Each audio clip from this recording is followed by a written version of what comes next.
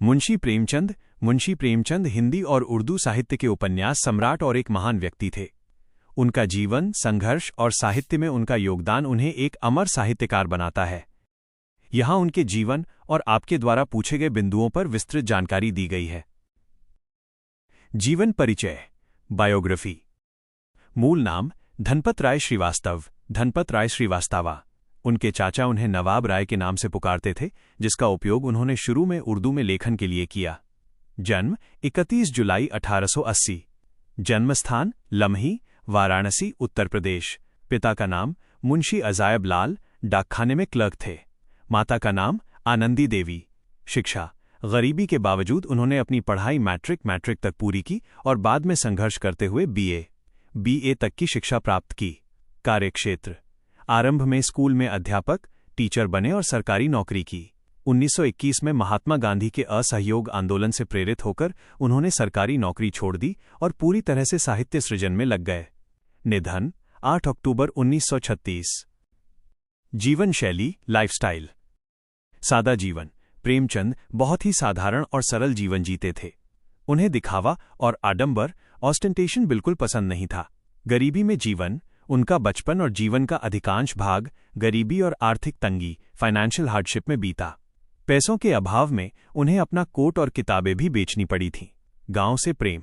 उन्हें गांव के जीवन से गहरा प्रेम था और वे हमेशा साधारण गंवई लिबास, देहाती कपड़े में रहते थे। उदारता। उनके हृदय में गरीबों और पीड़ितों के लिए अथाह सहानुभूति थी। एक बार उन्होंने प्रेस के मजदूरों को अपने गरम कपड़े सिलवाने के लिए मिले पैसे दे दिए थे, क्योंकि उनका मानना था कि मजदूर भूखे हों और वे गरम सूट पहने, ये कहाँ का इंसाफ है। परिवार और प्रेम, फैमिली एंड लव। पहला विवाह। जब वे केवल 15 वर्ष के थे तब उनके पिता ने उनका विवाह उनसे उम्र में बड़ी और स्वभाव से कटु, हार्श स्पोकन महिला से करा दिया था। प्रेमचंद ने इस विवाह को अपने पिता की ठोकर बताया था। यह विवाह सफल नहीं रहा। दूसरा विवाह। 1906 में उन्होंने शिवरानी देवी से दूसरा विवाह किया, जो एक बाल विधवा थीं। यह विवाह अधिक सफल रहा। शिवरानी देवी ने उनके जीवन और साहित्य सृजन में उनका साथ दिया। शिवरानी देवी की पुस्तक प्रेमचंद घर में उनके घरेलू जीवन पर प्रकाश डालती है। मातृवियोग। जब वे 7 साल के थे तभी उनकी माता का देहांत हो गया और कुछ समय बाद पिता ने दूसरी शादी कर ली, जिसके कारण उन्हें सौतेली मां के व्यवहार का सामना करना पड़ा। सफलता, सक्सेस। साहित्यिक सफलता। मुंशी प्रेमचंद की सबसे बड़ी सफलता उनका साहित्यिक योगदान है।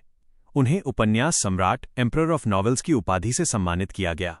उन्होंने लगभग 300 कहानियां, जो मानसरोवर नाम से 8 भागों में संकलित हैं, और 1.5 दर्जन, लगभग 15 उपन्यास लिखे। उनके प्रमुख उपन्यास गोदान, गबन, निर्मला, सेवा सदन, कर्मभूमि, रंगभूमि आदि। प्रमुख कहानियां कफन, ईदगाह, पूस की रात, पंच परमेश्वर आदि। लेखन शैली।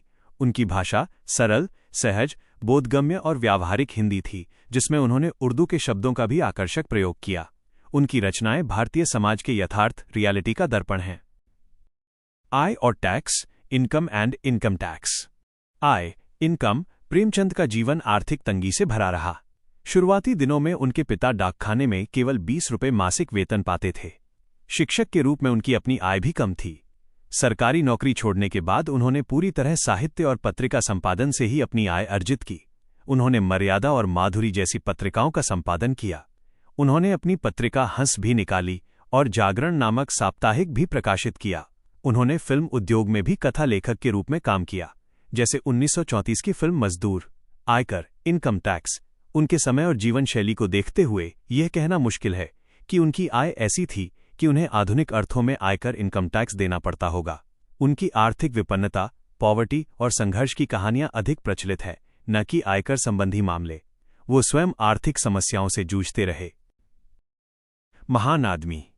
महान आदमी। प्रेमचंद को एक महान आदमी इसलिए माना जाता है। 1. जनवादी लेखक। वो सही अर्थों में जनता के लेखक थे। उन्होंने अपनी रचनाओं में आम आदमी, किसान, मजदूर, स्त्री और दलितों की पीड़ा, शोषण और संघर्ष को बड़ी ईमानदारी और संवेदनशीलता से चित्रित किया। 2. समाज सुधारक।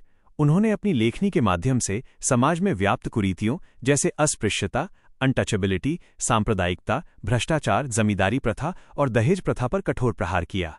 वे सामाजिक समस्याओं के चिंतक थे। 3. यथार्थवादी दृष्टिकोण। उन्होंने आदर्शों के साथ यथार्थ को जोड़कर अपनी कहानियों को जीवंत बनाया। 4. देशभक्त। उनकी रचनाओं में देश प्रेम और अंग्रेजों की अन्यायपूर्ण नीतियों के विरुद्ध आवाज थी, जिसके कारण उनके उर्दू कहानी संग्रह सोजे वतन, राष्ट्र का दुख को अंग्रेज शासकों ने जब्त करके जला दिया था।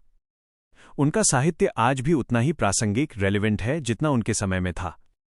क्या आप मुंशी प्रेमचंद की किसी विशेष कहानी या उपन्यास के बारे में जानना चाहेंगे?